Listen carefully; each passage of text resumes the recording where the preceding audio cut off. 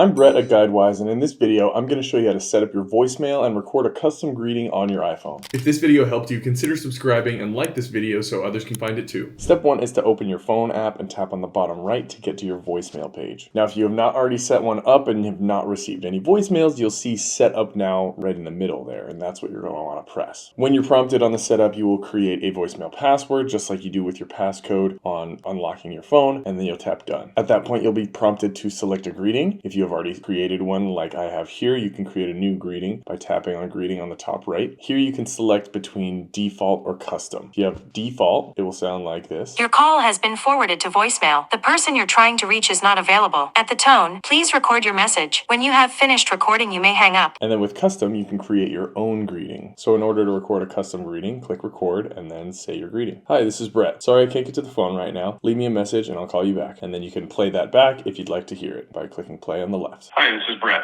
Sorry I can't get to the phone right now. Leave me a message and I'll call you back. And when you're ready, you can click save. It'll save your greeting and you'll be all set. If you found this video helpful, don't forget to like and subscribe for more.